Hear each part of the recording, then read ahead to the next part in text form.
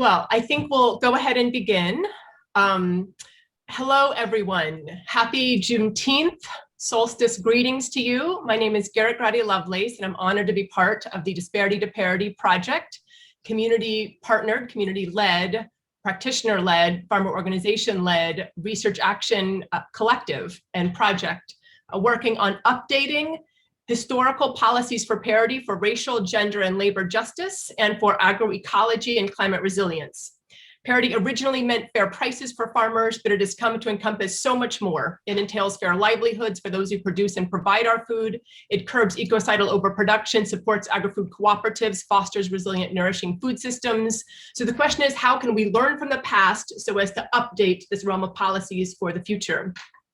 We're learning from elders, particularly within the Federation of Southern Cooperatives, within the National Family Farm Coalition, farmer historians like Brad Wilson, as well as scholars like Bill Wenders, activists like Jim Goodman, and many others, and Brenda Cochran. This webinar is part of a long series. It launched on Earth Day with the Disparity to Parity Balancing the Scales webinar, which we are linked to in our Disparity to Parity website. And we have a growing list of co-sponsors, a really extraordinary list of groups and alliances that are joining together to think through these important policy issues. And the list of co-sponsors and allies and friends and partners in this thought process and action keeps growing. So thanks to all the sponsors, also American University Center for Environment, Community, and Equity in particular, as well as the NFFC and the Federation of Southern Cooperatives. So we also stand in solidarity with the Indian farmer uprising. So we're looking today at US history. It's a federal set of policies, but it's intrinsically international. And we are particularly impressed and inspired and informed by the tens of millions of men and women across the vast country of India who are joining together to think and act on ag policy, and particularly minimum support prices and fair markets for farmers, for diverse livelihoods and diverse production. There's a lot of parallels in terms of the history of parity, and we're willing to think through that in collaboration and deep solidarity, and it's so excited and honored to with our Indian farmer justice activist counterparts. So the history of US agriculture, of course, begins way before the 70s in the farm crisis. It begins with genocidal exploitation and disappropriation of land by indigenous, as well as the brutal enslavement of African American communities. And so we've got this kind of horrendous trauma of the origin of agricultural policy, and then layers and layers of agrarian justice initiatives. So these were quite diverse. By the 70s, you had the existing parity programs of the New Deal Agricultural Adjustment Act, the actual origin of the Farm Bill, being eroded. The 1954 Farm Bill, which Brad and others will talk about, was the beginning of the eroding of the parity policies. But by the 1970s, the Feed the World mindset really eroded it even further. And by the 1996 Farm Bill, they were largely erased. The 1980s farm crisis and farm justice movement continues to be a reference for us as we're thinking through this history, as well as the ongoing secular decline in farm gate prices. The Institute for Ag and Trade Policy, a key partner with us, first analyzed this in a crisis by design report, which is very important, from the 1987 files. And then this was updated a few years ago by IATP in revisiting crisis by design. So very important knowledge there. We're also drawing upon the United Farmer and Rancher Congress, really extraordinary piece of policy analysis coming from the grassroots in the middle of the farm crisis. They were thinking about how the eroding of farm justice and supply management and parity programs had both in really intractable international as well as domestic fallouts, economic and environmental fallouts. And so this movement was really thinking about labor and farmer solidarities, as well as the crisis of Black land loss. So Ralph Page was a preeminent leader in the movement for fair prices in the farm justice movement. He was president and leader of the Federation of Southern Cooperatives for over 30 years, and was a writer about the importance of fair farm prices in the US and solidarity with farmers around the world on the issue of fair prices. There were enormous caravans to DC in the 90s on throughout the 80s, thinking about farmer lobby that was really intersecting the fight for Black land retention and the fight for small farmers' livelihood through fair prices. So the 2006 report by Jerry Pennick, who was an author and a leader of the Federation, was particularly important in thinking through how the commodity program of cotton actually supported Black farmers, but the implementation was racist. So this juxtaposition of a program that actually was useful to Black farmers all throughout the South, but the implementation suffered the chronic discrimination and the white supremacist assumptions and appropriations of the USDA. The cotton program was so important that 92% of the people surveyed in this report, which was pretty much all the Black farmers who grew cotton in the US, said that it was very important for them because prices are chronically low and production tends to overproduce. So farmers expressed that even though they were so dependent upon the commodity programs, there was still so much racism in their implementation. Nevertheless, the program under Jerry Pennick said needed to be updated to kind of think through how the New Deal farm programs, which were so honest about the crisis of overproduction, could be readapted, and through the non-recourse loans and the quotas and other policy mechanisms. So to ensure that farmers have a fair living wage, they were calling for the re-application of these federal policy programs. So very important policy in the archives of the Federation and beyond. So some of this is captured by a really brilliant essay by Mr. Ben Burkett, who is a very important elder within the broader international food sovereignty movement, as well as the Black land retention movement, as well as the farm justice movement. And also Cornelius Blanding wrote a really brilliant, co-authored a really brilliant essay in the Disparity to Parity website about the importance of Black land retention through heirs property and the Justice for Black Farmers Act, among others, and how that was the first step. But then moving beyond that, there was going to be the urgency of thinking through fair prices.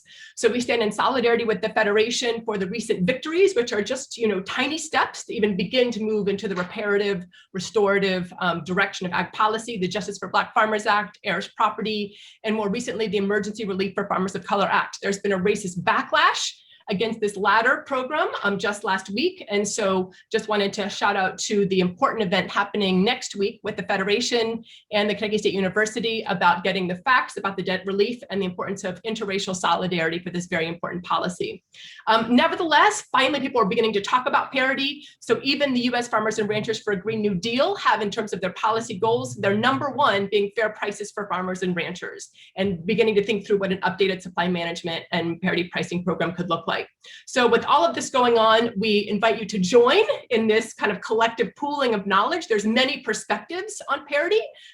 There's a crucial aspect of updating it for gender, racial, and labor justice, as well as agroecology, but so much rich and important and empowering history.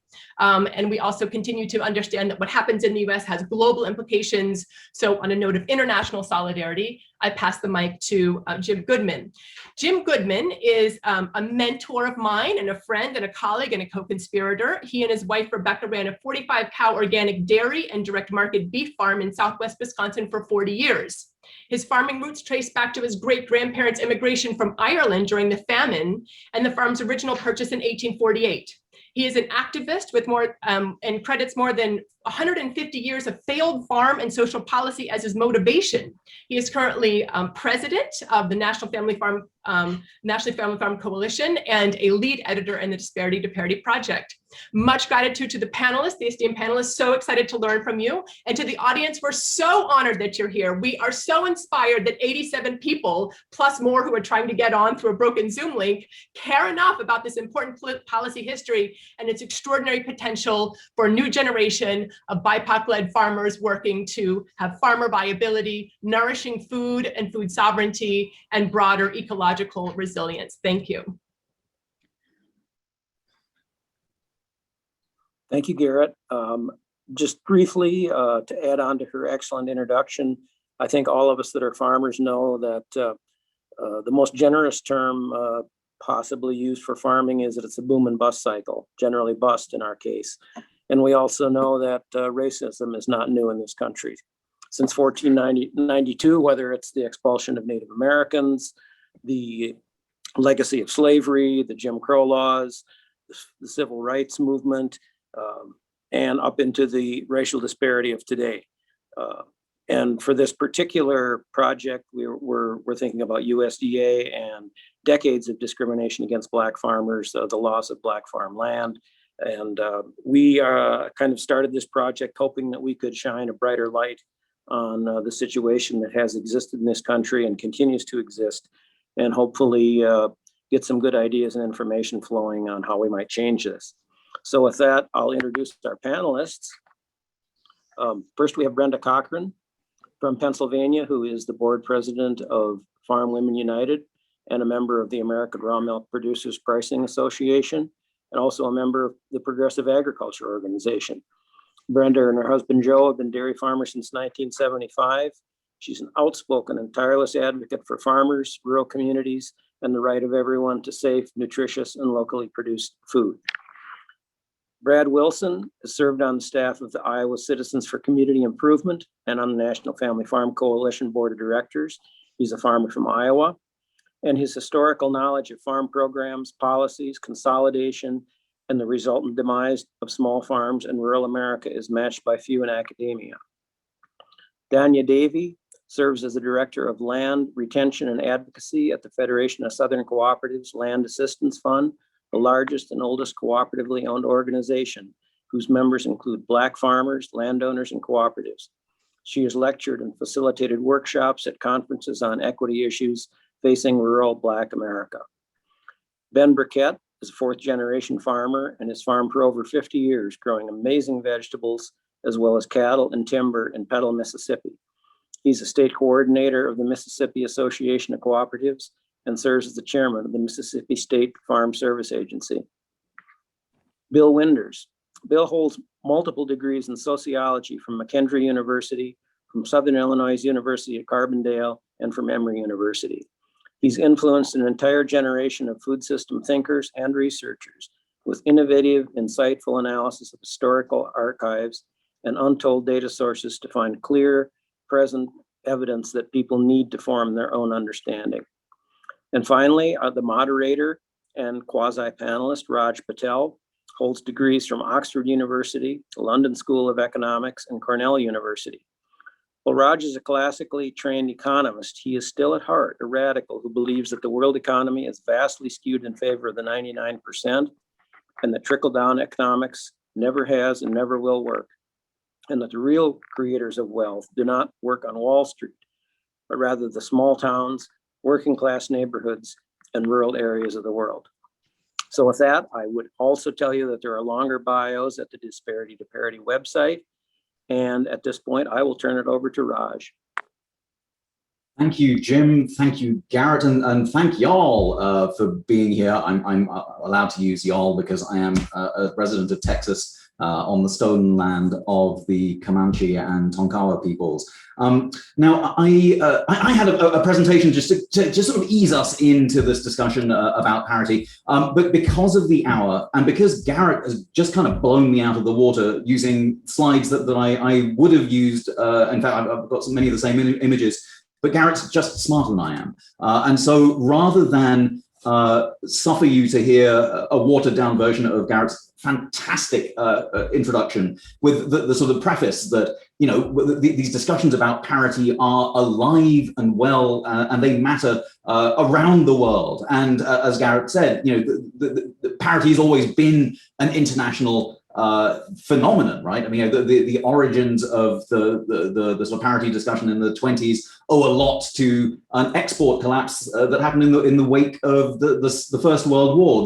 There's always been an international story. There's always been a story about class. There's always been a story about race. And there's been a story about gender in the ways that some people have benefited from parity at the expense of others. But rather than just sort of rehearse that, I think it's much better to hear from the leaders who are here today. And so basically the run of show is this. We're going to hear from our four main panelists and have about 10 minutes each from each of them. And then when they hit 10 minutes, I will gently play the sound that signals that they should bring their remarks to an end. That sound is this. And then what we're going to break into questions for about 15 minutes. And then if we have time, we'll sort of close with some concluding remarks and just sort of things based on the discussion. But rather than suffer y'all to hear any more of me, I wonder if we can begin with Brenda Cochran. Can I hand over the mic to you for 10 minutes of your thoughts on parity and what it's like to live through it and without it? Yes, thank you, Raj. Hello, everybody. My name is Brenda Cochran, and first I want to thank NFFC for inviting me to participate in this forum and share my personal experiences with Parity as a dairy farmer. I met my husband, Joe, at University of Maryland Dairy Cow Barns when we were students there in 1972. He was born and raised on a Baltimore County dairy farm where his father produced milk under the Parity system and was able to operate his farm milking 20 cows. I was not from a farming background, and I grew up actually in Baltimore. We started milking our own cows in Maryland in 1975 with a Farmers Home Administration operating loan on a rented dairy farm. There we milked 48 cows for 4.5 years before moving our dairy operation to Pennsylvania in 1979. And we faced increasing pressure from FHA to increase the size of our herd. In 1993, we moved to our current farm in Tioga County, Pennsylvania, and we're very close to the New York State border. While raising our 14 children, our herd increased to nearly 300 milking cows due to the excellent care provided by our family. It was all an internally grown herd. We had not purchased a cow since 1981. As our children grew up without a parity milk price, most realized that it would be economically impossible for them to dairy farm, so most of our children have pursued other work. We currently milk 65 cows with 3 of our daughters. First, I want to thank Arden Tewksbury, manager of ProAg, for the education he has provided me about the complex history of federal milk pricing policies. I refer anyone who wants to understand more about the role the government has played in the development of these policies to contact him directly for more background on parity milk pricing and for reasonable solutions to the ongoing economic crisis destroying the small remnant of U.S. family dairy farmers still being pushed out of business by federal milk prices paid below our cost of production. We benefited from parity for the first several years of operating our own dairy farm. Under parity, we were paid a price for our milk that allowed us to actively participate in the rural economy and financially support our local and regional businesses that included very local vets, feed mills, machinery dealers, repair shops, local agricultural suppliers, and town businesses. Our loan payments were current, and we bought new farm equipment and operated our dairy farm using up-to-date management protocols for the humane care of our cattle and good stewardship of our cropland that included soil preserving conservation practices even in the 70s. By circulating our equitable milk income earned under parity milk prices, we were able to contribute to preserving a strong and vibrant multi-generational rural culture. This critical foundational rural culture was rooted in communities like ours all across the US. By April 1st of 1981, we discovered something was terribly wrong with our milk prices. I also learned about the Peter Flanagan report, which was published under President Nixon, which in my opinion was aimed to force as many traditional family dairy farmers out of business as possible to favor expansion industrial dairy cow operations, a model that continues unchecked to this day, while small and mid-sized family operated dairy farms are still being eliminated by perpetually low milk prices. Various articles at the time, mainly written by Arden Tewksbury from ProAg, were appearing in various farm publications illustrating what was happening to our so-called parity prices. Through Mr. Tewksbury, I've learned that during 1979 and 1980, some well-known co-op leaders convinced the Secretary of Agriculture to raise the support price on dairy products, excuse me, from 75 to 80% of parity.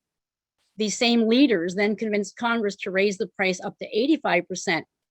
Additionally, Congress mandated the Secretary of Agriculture to readjust the support price twice a year on April 1st and October 1st. However, instead of seeing the support price rise from $12.60 per hundredweight, which is how we sell our milk, to the anticipated $13.10 per hundredweight on April 1st of 1981, Congress intervened and established the parity price at $12.60 per hundredweight and prevented any more upward adjustments. The support price dropped to $12.10, then down to $11.60, settling at $9.90 per hundredweight, with the dairy product price support program eventually being eliminated in the 2014 Farm Bill. Another in a long line of global free trade, highly industrialized corporate food farm bills that have essentially become the tools that the government from both political parties uses to eliminate traditional rural classes. The New World Order farm bills have become policy hypodermic needles injecting the very socioeconomic poison that we witness is still killing off family farmers across the nation because farmers cannot pay their bills under the current milk pricing system that was passed into law finally under order reform in the year 2000, where there is no consideration at all for our costs at the farm. Where the family farmers go, so goes fresh, minimally processed local food, and that includes milk and dairy products. Would I welcome a return to parity pricing for milk? Yes, but for parity pricing to be successful, the milk price must be able to cover the dairy farmer's cost of production. Mr. Tewksbury has been very clear about the importance of a supply management component to sustain fair milk prices for dairy farmers. In the past, the DPPSP was an integral part of dairy parity pricing. However, much has changed over the decades with dairy products. We face imports of dairy products and the industrialization of the manufactured dairy products that would be part of any supply management system. These all create huge displacement of farm milk while producing massive quantities of finished dairy products of questionable nutritional value at inflated prices for consumers. This Frankenstein dairy products includes moo glue, milk protein concentrate, sometimes called MPC, ultrafiltration products, the extended shelf life technologies, including ultra pasteurization and high temperature processes, amongst others, that replace fresh farm milk with shelf life stable, denatured, inventoried products. These complications for an effective dairy supply management program are being acknowledged by very few milk price reformers. But in reality, these technologies present huge obstacles to any supply management program being effective. The technology has also impact on organic milk. Most of the organic milk that I see in the commercial dairy cases has also been ultra pasteurized. Parity needs to be examined, but for a fair milk price for dairy farmers, there are other mechanisms that also should be considered.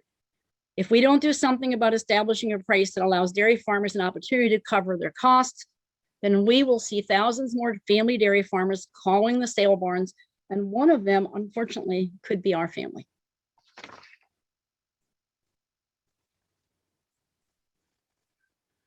Thank you, Brenda. That's a harrowing and deeply insightful and fact-filled presentation. And thank you so much, Brenda. I know we'll have lots of questions for you in the Q&A. But thank you for sticking to time and allowing us now to move over to Dania Davey from the Federation of Southern Cooperatives. Dania, I wonder if you're able, if you have been successfully able to join in. You have. Fantastic. I'm handing over the mic to you. You have your 10 minutes.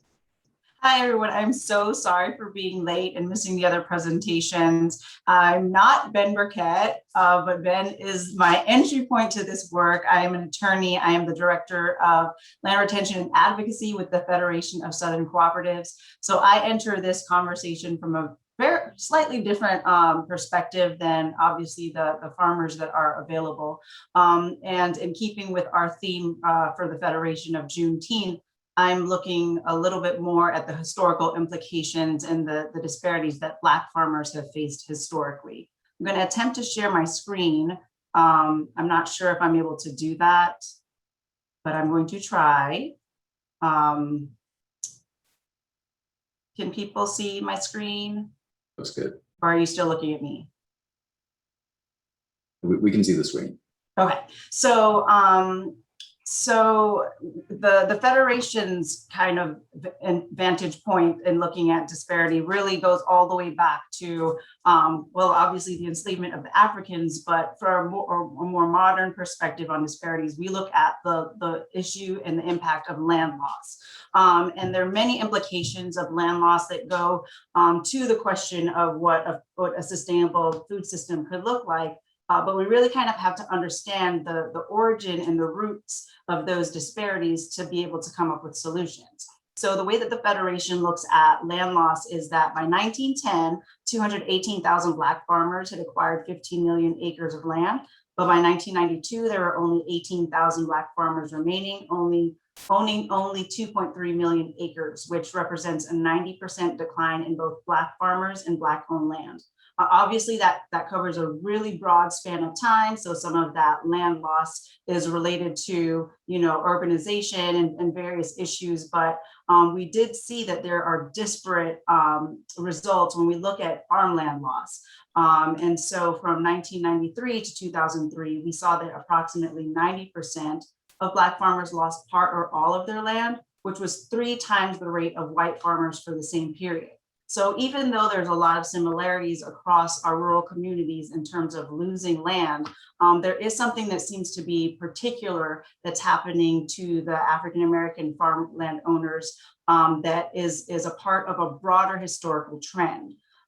So we really have to look at institutionalized disparities as the root cause of the parity issue or the lack thereof.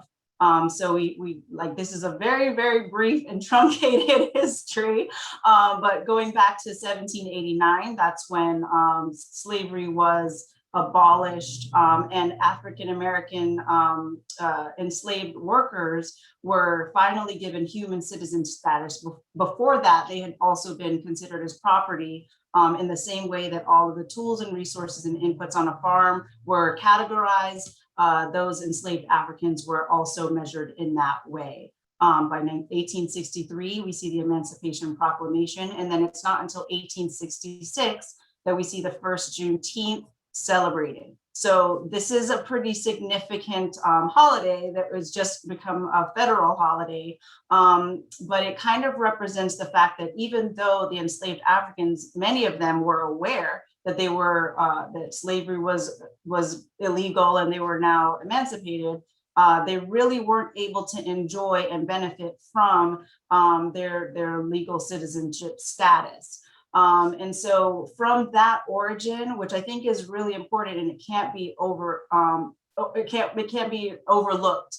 And I think that sometimes we want to look at these disparities from a very modern perspective, but it's in the very rooting of the Constitution, the founding piece of legislation, if you will, of this country, where all of the other legal ramifications and the institutionalized racial disparities come into play. In 1990, the Federation played a huge role in the introduction of the 2501 program, which gave us the definition of socially disadvantaged farmers and ranchers. And that term, in terms of that nature, are important because from the history of the country, there really wasn't a legal acknowledgement that there's institutional reasons. It's not just that land is being lost to development, for example. There's actually race-based discrimination in lending, access to credit, that's playing a role in the pricing that Black farmers are able to bring their products to market and receive. So that definition becomes important because it becomes a tool that can be used in ongoing legislation. Most recently, the Debt Relief for Farmers of Color legislation that can be kind of a catch-all for farmers and ranchers of color who've had a unique and specific experience with regard to disparities in agriculture. In 1997, the Pickford Lawsuit was filed, and the Pickford Lawsuit became kind of the first of many class action lawsuits against the USDA for its role in discrimination in access to lending, credit, and programs and services. And as many of you may know, the Pickford Lawsuit allowed for those who could prove that they had experienced race-based discrimination from USDA to either get $50,000 from the government or to actually prove their case and possibly receive more compensation for the discrimination that they had faced. So that lawsuit is also a really good kind of historical moment for recognizing that all the way up to 1997, and unfortunately still to this day, there were particular experiences of race-based discrimination that Black farmers had when they were trying to get loans with FSA, for example. And then in 2010, we see that the Uniform Air Property Partition Act was drafted, and the role that that plays with regard to Black farmers is that a significant amount of African-American owned land is owned in what's called air property status or tenancy in common. African-Americans are not the only community that own land in this way. What heirs property is when it's the state's default for when someone passes away without a will, and it's the metric by which their heirs inherit their land. And so the advantage of the Uniform Air Property Partition Act, of which the Federation played a role in advocating, is that we have a definition for air property and air property owners. So now we see that in the most recent Farm Bill, there could be advocacy around opportunities for air property owners who previously had difficulty accessing USDA programs and services because of their legal status, the legal status of their land, rather. Now there's actually terminology that we can use as advocates to ensure that when there needs to be targeted set-asides or opportunities for farmers of color, there's appropriate language that can be used in legislation. I'm going to need someone to give me a time check because I tried to time myself before, but I may go about over. 5 minutes, Dania. I have 5 minutes, perfect. So I'm right in line. And so that broader historical overview kind of positions us for understanding the state of Black farmers today. And, pricing plays a role, the race-based discrimination plays a role, but then the very particular needs that the Black community faces. As we know, COVID-19 disproportionately affected communities of color and disproportionately affected those who are, of advanced age. And so we kind of have a double whammy when it comes to African-American farmers, many of whom are in the double whammy risk area for COVID-19. So the Federation wanted to more adequately understand and target our advocacy efforts for our membership. So we conducted a survey, and the shot is really small. I can share this with folks after the session is over, but we found that 93% of our cooperatives reported that they were their markets were affected by COVID-19, and some of the needs that they needed included software. 76% reported that they needed software and technological assistance, and 80% requested a list of available financial resources. So sometimes when we're thinking about addressing these problems, we overlook that within the infrastructure of rural communities, people may not have access to internet or inconsistent access to internet. And so when there are forms or announcements that are going out that there's COVID relief available and it's being sent through email blasts or on various websites, that's not really an effective means for communicating the programs that are available to our members. And as we saw, farmers are first responders. And when it came to COVID-19, our farmers were on the ground. We had a food box program. And rural communities are going to disproportionately be affected by disaster and economic hardship, a pandemic, because of the infrastructure, as well as a greater distance between people and access to resources in rural communities is often compromised. And so there are real fundamental needs that folks have: food, water, shelter. And we found that our farmers and our cooperatives were first responders in response to their community specific needs during the pandemic. And because they've played such a significant role in addressing the needs of their communities, we really think it's important that all of us as rural advocates work together to support legislation for Black, Indigenous, people of color farmers. This legislation is targeted at the times that there's a targeted need or a targeted basis, but to the extent that legislation addresses rural economic development, rural cooperative development, that's benefiting all of our rural communities and creating and advancing rural power. So as I alluded to, we saw that under the American Rescue Plan Act of 2021, there are two sections, section 1005 and 1006, that targeted specific resources for the communities of color, the socially disadvantaged farmers and ranchers of color who had been disproportionately affected by COVID-19. And that's not to say that white farmers were not impacted. Obviously, all rural communities were disproportionately impacted by all of the harms and horrors of COVID-19, but there were special and unique circumstances for communities of color. As many of you may know now, a judge has imposed a temporary restraint. Well, there was a Wisconsin judge, federal judge, that entered a temporary restraining order on the debt relief for farmers of color, and now a Florida federal judge has basically put an injunction, a preliminary injunction in place, which for all intents and purposes, has halted the implementation of the emergency debt relief for farmers of color. So we can expect that without that debt relief, we're going to see another significant decline in Black land ownership. Many farmers that I've spoken to they planted in reliance on the debt relief. They made plans for their production this year in reliance on this debt relief, which was announced earlier this year. And so now many of them are finding themselves in a position where they're not going to be able to have what they need when it comes time to harvest. And so they're going to have a very difficult time with marketing their products. And then finally, another big push that we're advocating around is including regional cooperative development center eligibility under the Rural Cooperative Development Grant Program.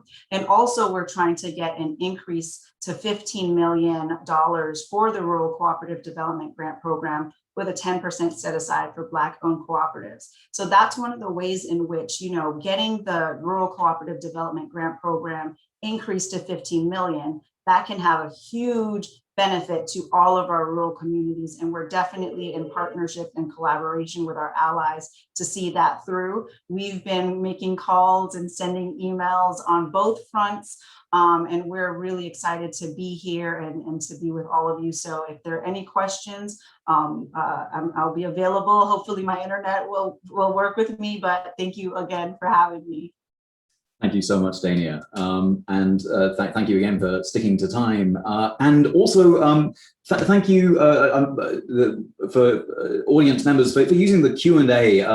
If anyone up next is planning on using PowerPoint slides, if you could present them in full screen mode, that would be appreciated. Thank you also to the participants who have your hands up.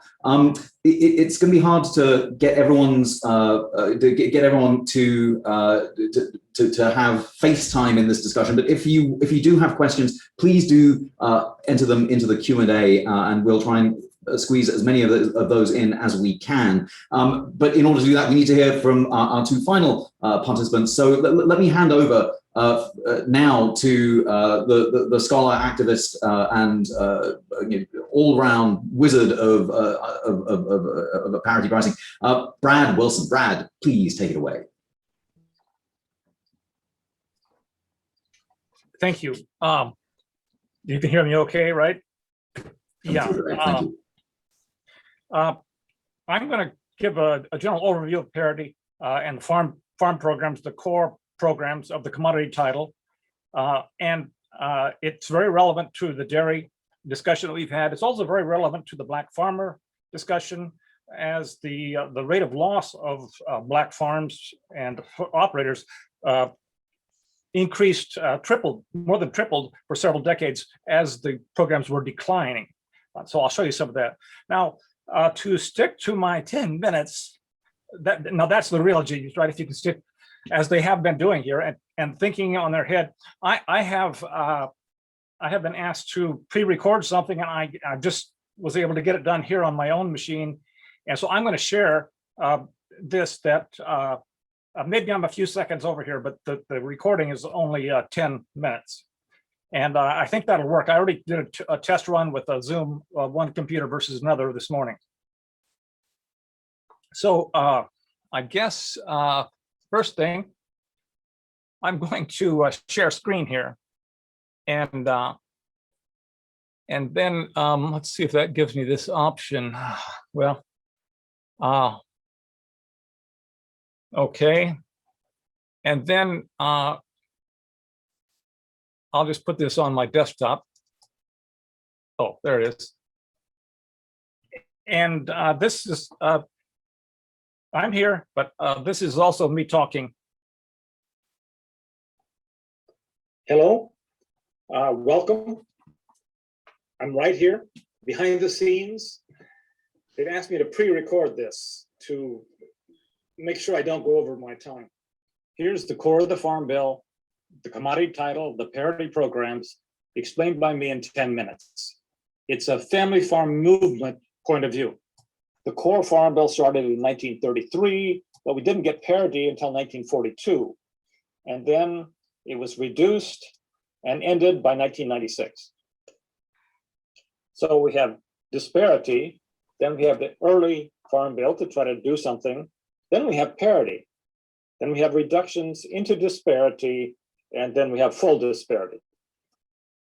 I see this project as helping to restore parity, to fix the flaws in the original versions, to recuperate from all the damage done from not having parity, from reducing us, and then to update it for the 21st century. Okay, what is the Farm Bill? In its core, in its original purpose, a real Farm Bill. A real Farm Bill is market management, management of supply and price. Then what is not the Farm Bill? The Farm Bill is not spending in subsidies, not a spending pie chart. That's not where the money is. APEC called this clever money delivery systems. This pie chart, which could include fruits and vegetables, also is not spending. This is a pie chart of market management impacts when we went down away from parity and how bad it was. So corn was the biggest quantitative loser, followed by dairy and soybeans and wheat. And we'll look at some of that later here. Okay, why do we need a Farm Bill? We do need one. Lack of price responsiveness. We need a Farm Bill because farm markets chronically fail on both supply and demand sides. They fail to self-correct and to solve all of our problems for themselves. The free market theory is rarely correct for agriculture. Your stomach's only so big. So demand doesn't change much when price changes, and it's similar for industry. Farmers have farms, as in the painting behind me, the square fields, the farm is only so big. So you don't change what you plant, because you have to plant way ahead of time, buy your seed and so forth, and you're not going to change very much from what actually gets planted and gets harvested. Okay, we needed a Farm Bill. We didn't have a Farm Bill, and then we did have a Farm Bill. So why did we have a Farm Bill? I think it's the Great Depression that made it politically possible to finally do the right thing. So then we had a Farm Bill, and then the Farm Bill was raised up to parity levels. Why did we have a parity level Farm Bill?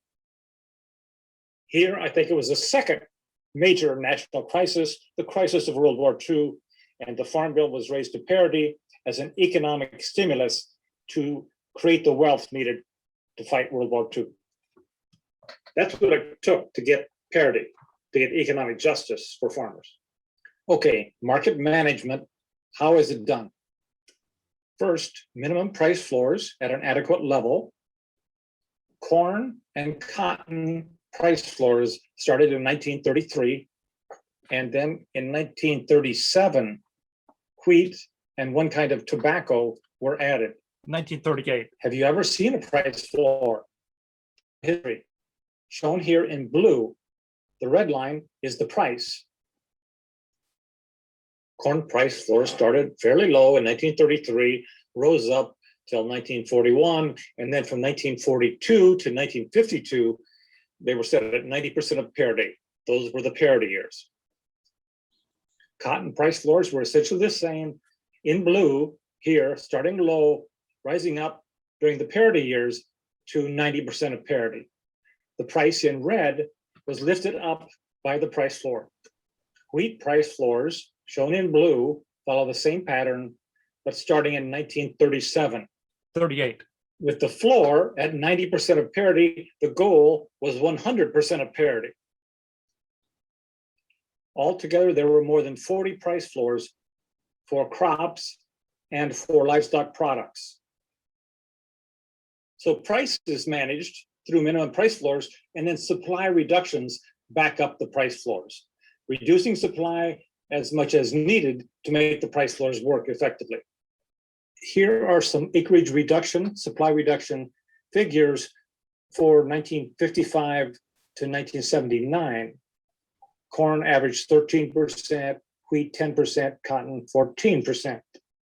Under Eisenhower, Ezra Taft Benson didn't do much, but he had the soil bank, a voluntary supply reduction. Later in the 70s, Under Nixon, Earl Butz didn't do much, but we had the Russian grain deal, so not as much was needed. Here we have the price of a barrel of oil as a percent of wheat parity in red. And you can see when they started to manage supply and went up to actually over 700% of parity, with often an even bigger export share. Congress chose to lower our prices, to overproduce, and to lose money on farm exports. Unlike minimum wage floors, the minimum price floors for farmers also had maximum price ceilings to prevent prices from going too high, price spikes. Now the market is managed rather than controlled. The market can do what it wants in between the floor and the ceiling. Here for sorghum, the ceiling is about 25% higher than the floor. Later, it's 75% more. APAC used a wide gap between the floor and ceiling in the proposal for the Texas Farmers Union, and I like that too.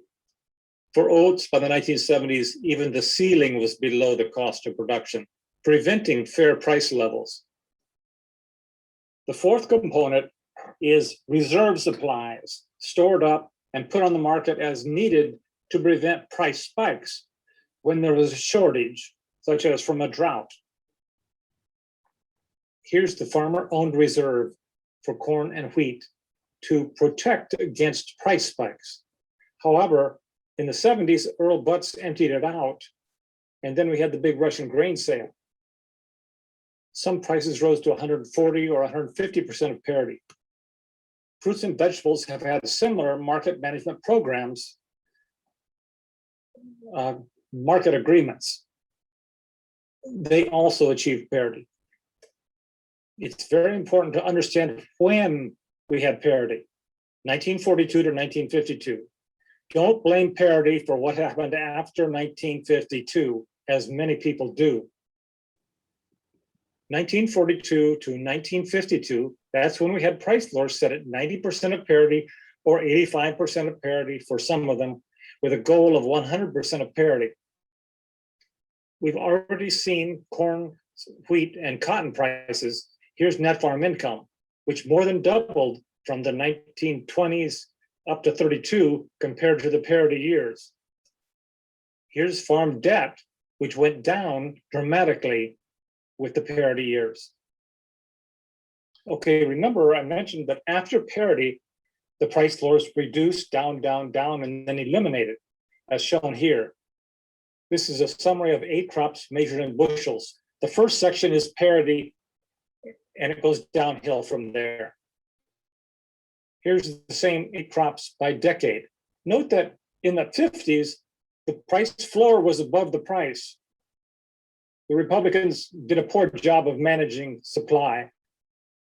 You're welcome to ask about how this made the Farm Bill so much more expensive under Eisenhower, compared to the earlier years where the government made a profit, made money on the program above zero. Here are the average prices plus subsidies. Now, there are no subsidies for those parity years, and there's no subsidies in the 50s. It wasn't until the 60s. And farmers got less and less, even with subsidies. This shows the same data as a percent of parity, and I've even got the subsidies as how much of a percent of parity they were. So the subsidies are added on top of the market price, as in the previous slide. Here for the 8 crops is the total return minus full costs. So that's for all the acres, and it's in billions, below zero mostly, under the reductions below parity. Here's the summary: the rise to parity, the decline from parity, even before the program was ended.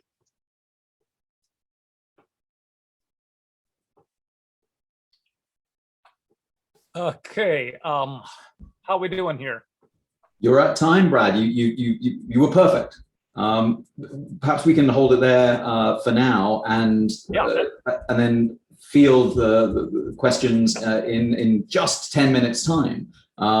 But between now and then, I'm very excited to hand over to Bill. But I wonder, before we do that, Brad, whether you can stop sharing your screen There we are. So that Professor Bill Winders, if he so chooses, can do the same. Bill, over to you. Your 10 minutes start now. Thanks, Raj. I am going to share my screen.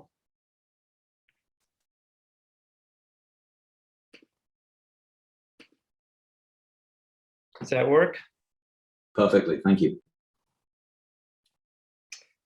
Well, thank you, Raj, and thanks to the organizers, Garrett and others, for inviting me to be on this panel and part of this discussion. I'm excited and actually humbled to be part of this conversation with these panelists.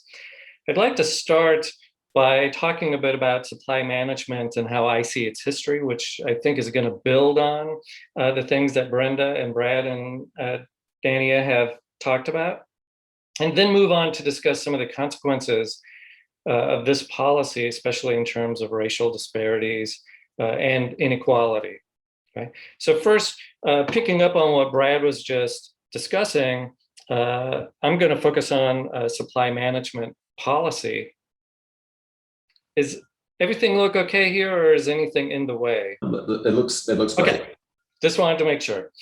So when I think about supply management policy, I think about this policy as resting on two key programs: price supports, which is essentially guaranteed minimum prices for certain commodities, and the price supports are tied, as Brad highlighted, tied to reserves that are held by the government. And then also the second program, production controls, primarily restrictions on acres used to produce certain commodities. And both of these policies or programs were created in the Agricultural Adjustment Act of 1933. And there's a third program that I usually put in here, which is export subsidies, often referred to as food aid, used to subsidize some of the reserves and send them abroad. And export subsidies started in 1954. Initially, these programs covered 6 field crops: wheat, corn, cotton, tobacco, rice, and peanuts. There are also programs for milk and sugar at this time. They also had price supports and production controls, but they operated separately and differently from the field crops. And I want to highlight these field crops in part because they demonstrate the influence of large Southern landowners, because cotton, tobacco, rice, and peanuts were solely Southern crops, and corn was an important commodity grown in the South as well.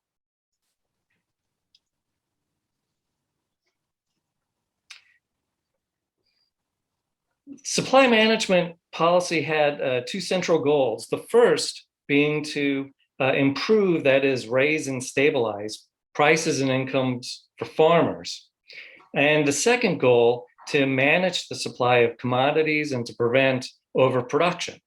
And to a significant extent, it succeeded in achieving the first goal of improving prices and prices and income for farmers. And it somewhat failed on the second goal. It helped to stabilize production, in part because of the reserves that were able to be released during years of shortage, but it had difficulty preventing overproduction, in part because of one of the problems that it created. One of the most significant problems with supply management policy was that it encouraged overproduction and intensive and industrial agriculture, in part because the price supports and subsidies were based on volume, that is, how much farmers produced, whereas the production controls were based on acreage. So farmers could make more money on less land by getting more subsidies if they intensified their production.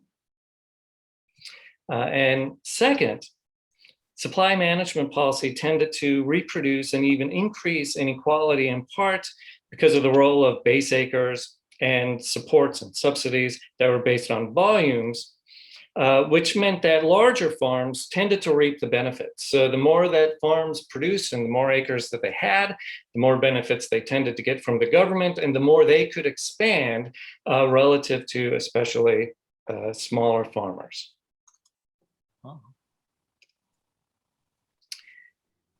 If we turn our attention to the way in which supply management policy affected racial inequality in particular, we can see how supply management policy exacerbated racial inequality in agriculture in two ways.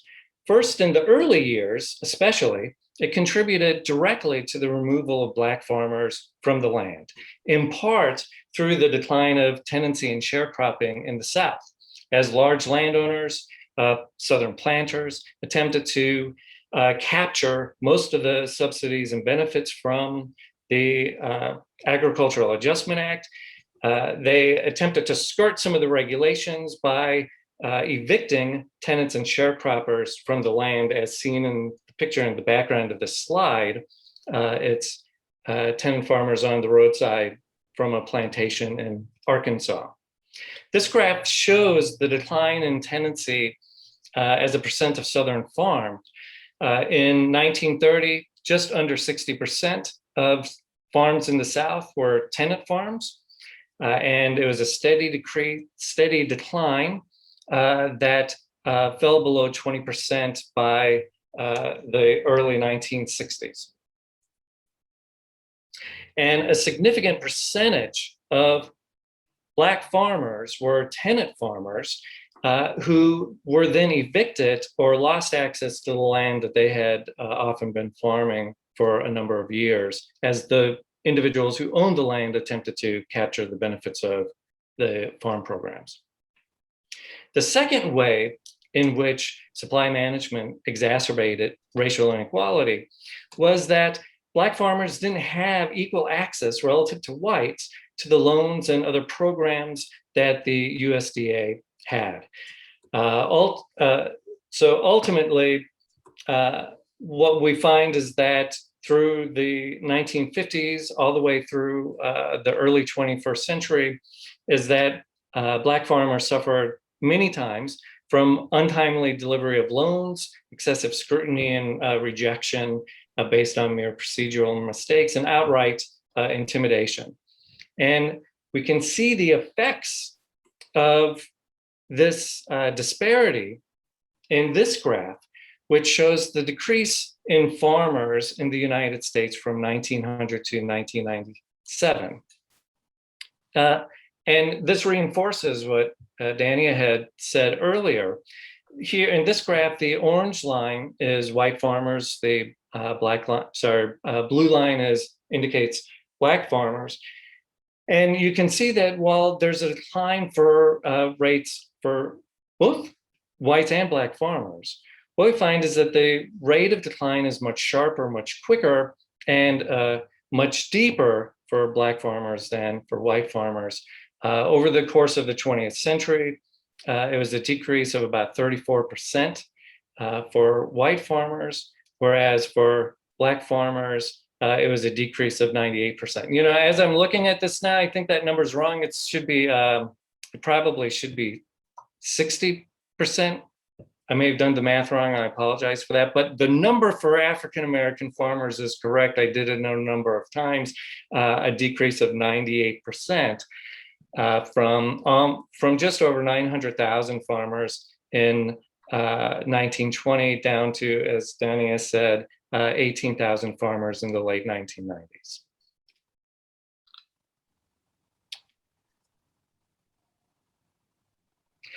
So I'd like to close with a few conclusions about the unintended consequences of supply management as a reminder of what needs to be improved, on for this policy from the 20th century. First, it's important to remember that supply management policy encouraged greater production of some crops, but not necessarily the most nutritious foods. The production of program commodities such as corn and soybeans increased dramatically, contributing to the rise of processed foods and to monocropping. And price supports could be used to encourage farmers to produce food that's healthier and more nutritious for consumers, and also produce it in a way that's more beneficial for the environment. Second, This policy facilitated the removal of hundreds of thousands of African-American farmers from the land. Particular consideration moving forward needs to be given to supporting Black farmers and other farmers of color, both in terms of programs to support them, but also in terms of administering the loans and other programs within the USDA. And then third, this policy, supply management policy in the 20th century, reproduced and facilitated greater inequality through the distribution of subsidies tied to production levels. So consideration needs to be given to how to support smaller and even medium-sized farms to not exacerbate the inequalities that already exist. Bill, thank you so much for that. And again, for sticking to time, we have a full 13 minutes left in which I'm very keen to field as many questions in the Q&A box as we can. And Dania, I wonder if I might bundle 3 questions together in order to, in order to maximize our time. And essentially, look, there's abundant racism throughout the United States government, from the FSA county farm committees all the way up to the standard operating procedure of the USDA. How can folks support the work of the Federation, and what is the Federation doing that's perhaps most effective in combating that racism directly? Great question. I think that there are lots of ways for us to work together. And like I alluded to in my comments, I think rural power and dividing rural power is intentional, because rural power can really change the future of the world. And I think that some of these manufactured disparities and quite frankly, race is a social construct. And the investments that we make into these disparities being maintained is kind of what keeps groups that are in the same situation or similar situations in opposition to one another, when they really should be united and working together to advance together collectively. So I think that one way that I kind of think about it is knowing when to hold the mic and knowing when to pass the mic. And I think that when allies want to support the Federation, there are times when you have access to spaces, you have access to advocacy opportunities, that it's most appropriate that you use your voice as an ally to really address the fact that white supremacy has been institutionalized into every public and private interaction that we have in this country. It's just a reality based on the history of this nation.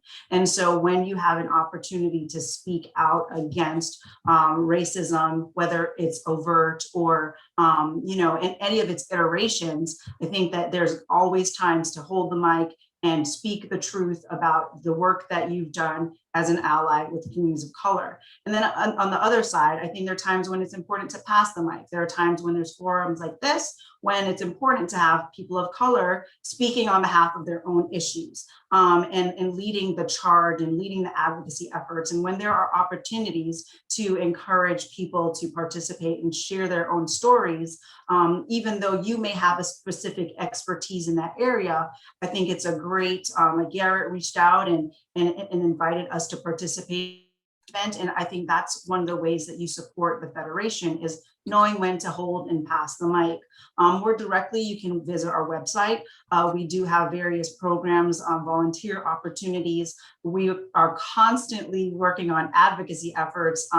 There's legislation that we're advocating about daily that's changing, and all of the support that we can get for those particular pieces of legislation would be great.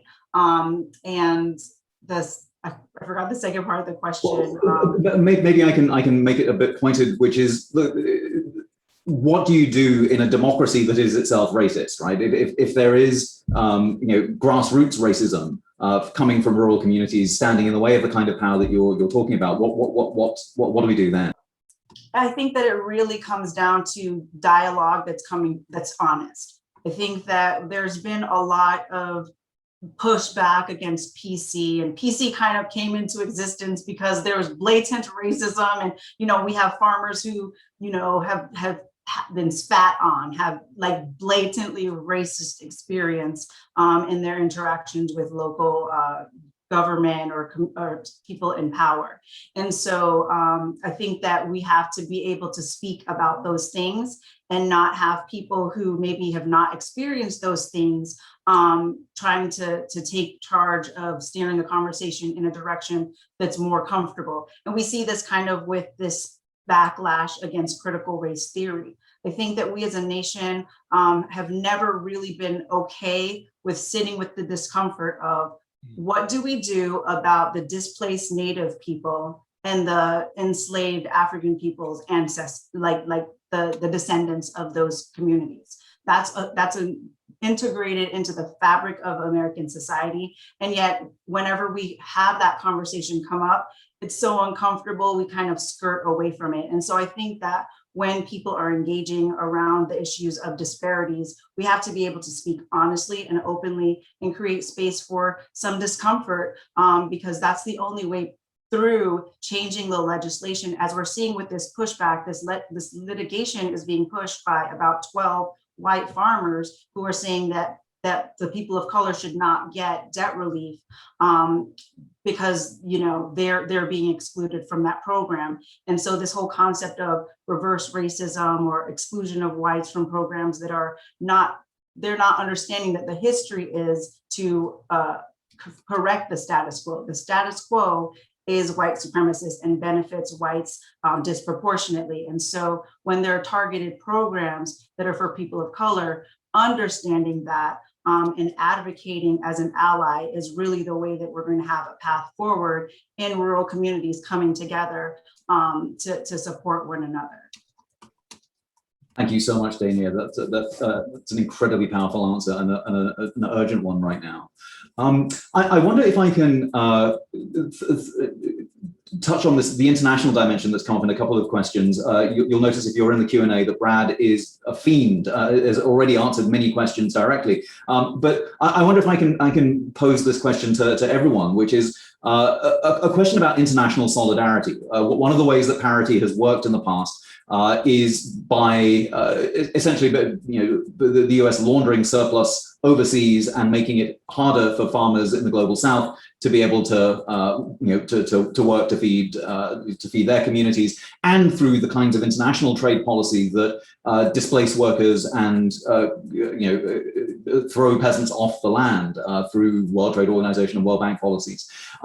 So how is it that we can get a parity system in place that both is able to manage the sort of swings back and forth of a domestic commodity cycle, while recognizing that actually the US is structured as an imperial exporter, and we need to really transform that, without which we'll find ourselves engaging in the same kinds of commodity slinging overseas that result in displacement and make it impossible for countries in the global South to enjoy food sovereignty. I suspect that this is more in Brad, Bill, and Brenda's wheelhouse. But Dania, if you've got thoughts, please fire away. But I'll try to see if our panelists can answer that.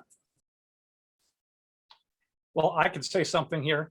One is that, we've been losing money on farm exports, and it hurts our farmers. It also hurts those in other countries, as you're indicating. We've had support from the WTO Africa group for getting price floors and supply management. We've had support from La Via Campesina, representing countries all over the world, and we've had support from the countries of Europe. But the United States has refused.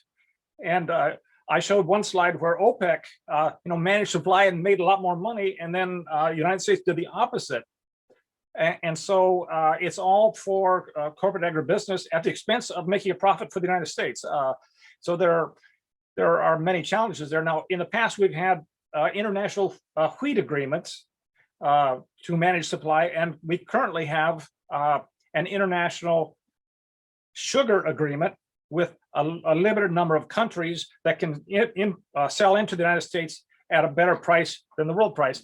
The price floor for sugar is the one that's still continuing for sugar beets and sugarcane, but it's very, very low. It's still higher than the world price, though. We can have a record low sugar beet price here, and it's still higher than the global price. I'll post some links on this. Thank you, Brad. Bill and Brenda, is there something you'd like to take a swing at? I would. It's a huge problem for dairy. I mean, just look at the USMCA with the Canadian issue with dairy. That is a less significant market than what we have, and we are pounding them. We are very concerned about this because part of what makes it difficult for us to get rid of this ugly American image is the industrialization of milk and dairy products. They move. Our policies originating here are to destroy everyone else's agricultural and farming local food system. Myself, I want to articulate these issues, but I am personally disenfranchised in this nation. It doesn't matter if it's Democrat, Republican, the door is shut to us. We cannot speak, we cannot get meetings. I attended a meeting recently with a Republican legislator who was so rude and ignorant to me. I've never been treated more scurrilously in my entire life. Mocks us because we say we need a milk price and we need to change these trade policies, because we know what we do to our farmers in this country is inevitably going to happen to the farmers in other nations, because we're the power broker. And that's why a lot of us are so excited and invigorated by what the Indian farmers are doing. They're an inspiration to us. Bill, do you want to jump in? And if not, I have a final closing question. But Bill, I'm not going to say much other than the way you posed it, Raj, was just so articulate. I've been sitting here thinking about it for, I don't know, the last, I don't know how long it's been. I was going to say 5 minutes. I've been thinking about it for the several minutes. And I don't know that I have an answer. But I mean, it's a really important thing to keep in mind about the connections between the use of export subsidies to maintain parity in the United States, at least in the 20th century, we did that, and the effects that it has on other farmers. Not only that, but you know, when we create trade barriers here, one of the issues that farmers in other countries have is lack of access to our markets. So it's a very complex solution. I mean, a complex problem. And I don't have an answer. Hopefully you're about to give us one though. Yes, I'm here to spread the gospel of communism. But until the revolution, maybe a way of getting to this answer is to ask a question that fuses again some ideas that have come up in the Q&A, which is about solidarity. Parity was originally an idea from the Populist Party in the in the late 1800s. The Populists were very keen that farmers have their own interest rate that reflected fairly what it was that farmers could expect in terms of a rate of return compared to Wall Street or compared to industrialists. Parity is about a certain kind of equality, a certain kind of, our purchasing power needs to be the same as X, where X is folk in the cities, for example. And parity is a way of kind of building a bridge and saying, look, actually, we recognize that farmers need in some way to have this parity with other folk. But parity, as we've seen, has been built on the assumption that land is distributed equally, that somehow labor features in this, but we don't know how yet. And so I wonder, in terms of our closing remarks, when we think about what's going on in India, for instance, what makes the discussion there quite interesting is the possibilities of farmers forming alliances with indigenous people, with farm laborers, with Punjabi farmers finding common ground with Bihari farmers or with farmers in Karnataka, and those kinds of solidarities across the sort of boundaries of the industry are difficult, right? Particularly if farmers are also employers. Then what do these solidarities look like, where it's farmer and employee in the same space negotiating for a certain kind of parity, a certain kind of equality together? And so I wonder if we've had difficult conversations about race. We need to have these conversations about class and about gender. But I wonder if if I can offer in terms of the closing remark of, to go through all four of you, whether you might think about and offer some ideas about how parity can inform a 21st century politics that takes into account these social divisions and the fact that we are in a climate crisis right now. So, just 2 minutes to solve this big problem. It seems fair if we just go in the order that, that folks spoke in. So Brenda, I wonder if I could throw that to you. Well, I just want connection to be able to speak to the farmers and the leadership in other nations, which is close to us. As I said, it's difficult to articulate to those suffering globally when we don't even have any political representation locally. And that's my crisis. I mean, we can talk like this, but I know the farmers I work with, we do not know how to break out of the enclosure that we have been put in. If we can't get a meeting with our congressmen and senators to discuss these real issues, and we can say, listen, what's happening here is happening across the world. We don't want any more of these global trade agreements that hurt farmers in other nations. We want everybody to be considered with justice as they try to produce the food for their own people. So I guess I'm just a big question mark. I know we need to do it. I don't know how to go about it. Well, thank you, Brenda. Dania, I wonder if you have thoughts on that. I do, and unfortunately, after I speak, I have to hop off because I have another Zoom meeting to hop into. But everything that you just said resonated with me. I'm an immigrant from Jamaica, and it's interesting because with everything that's been unfolding, I've talked to my parents often. My grandfather was a Chinese immigrant to Jamaica, and so I'm an immigrant 4 generations.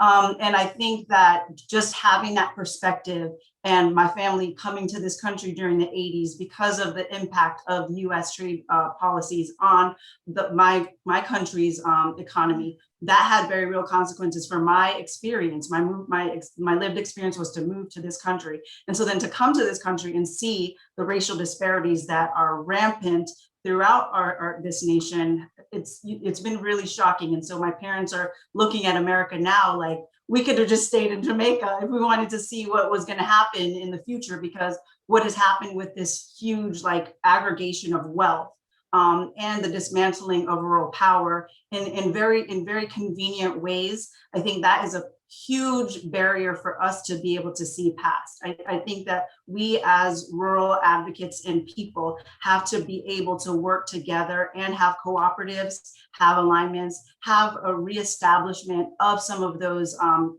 practices that were successful. That's how the Federation of Southern Cooperatives has been able to sustain itself for over 50 years against many attacks and racist attacks in particular, because we encourage small groups to work together. We encourage folks to share resources, share credit, share everything that they can, because it's in collective action, and it's truly through engaging power collectively that we can solve these problems together. So thank you so much for allowing me to participate. I hope everyone has a great day. Thank you so much, Dania. Brad, can we invite you to share some thoughts very quickly? Thank you. You're muted. What was the question? The question was, how can revisiting this, this 18th or 19th century idea help overcome the sort of divisive politics that characterize it in the 20th as we go into the 21st century? How can we, work this coalition together? Yes, we've one of the issues is bringing the white farmers together with the black farmers. Again, we did tremendous collaboration, a lot of work in the past. We had majority support from a lot of people from farmers for the parity programs, and we were doing the black farmer race issues at the same time in the 1980s, the 1990s.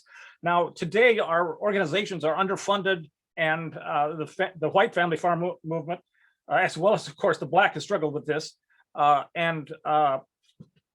and so the struggle is to get our groups back there where they feel, our groups don't feel that they're strong enough in our state groups to do parity and to do a national farm bill. So they're working on state issues, and therefore they're not collaborating as much with black farmers, and they're not teaching the farmers in their states about the Black farmer issues as much. In Iowa, we did a whole lot of work with Prairie Fire Rural Action, getting churches on board, with the North American Farm Alliance as one of the collaborations that brought us all together. So this one aspect, and then in Iowa, we fought against the racist groups, the hate groups, we called them, that were trying to use the farm crisis of the 1980s as a way to get a racist agenda in, and they had bad non-parity proposals of various kinds, and how you don't have to pay your taxes and all kinds of crazy schemes. And so they were hurting our own efforts to try to get a fair price at the same time as they were racist. So we were fighting against them in Iowa and around the country as well.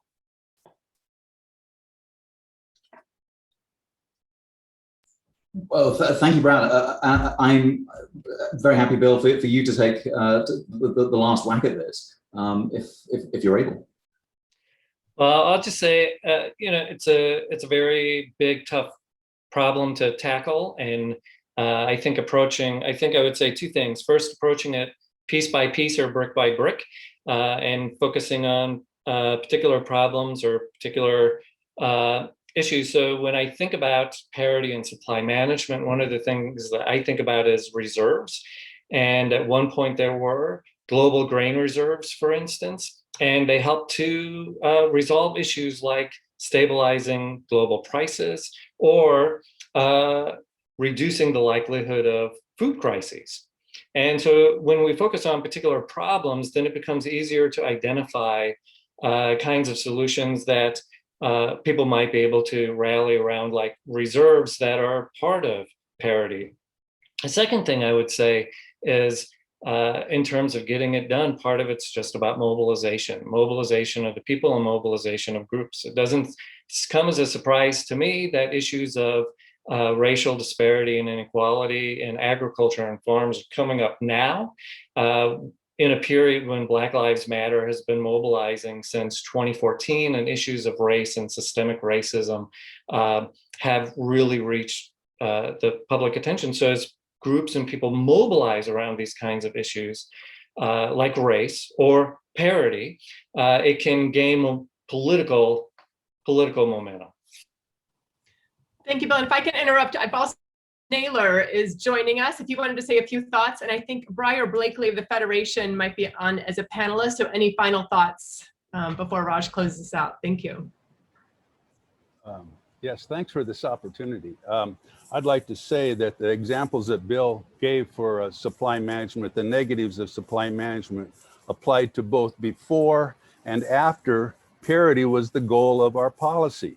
If you just have supply management without the goal of parity, then farmers are still stuck in a guessing game as to what price they're going to get, and their only alternative then is to minimize their cost and to expand production on the remaining acres that they have, because they have no idea they're going to get a major price.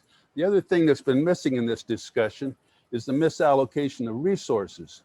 When the price of storable commodities like corn, wheat, soybeans, any kind of a feed grain or an oil seed are very cheap, it becomes cheaper to feed livestock in confinements and big feedlots than it does on the diversified family farm. And believe me, the kind of farms that Black farmers had, and maybe even still today, are the kind of diversified farms that depend on livestock markets. And so this whole loss of parity was a disaster for diversified farms that had crop rotations and that were part of their communities. So I think we've really missed the boat here today by misrepresenting, like for instance, export subsidies would have absolutely nothing to do with maintaining parity prices for farmers in the United States. Absolutely nothing. It would be the absolute opposite.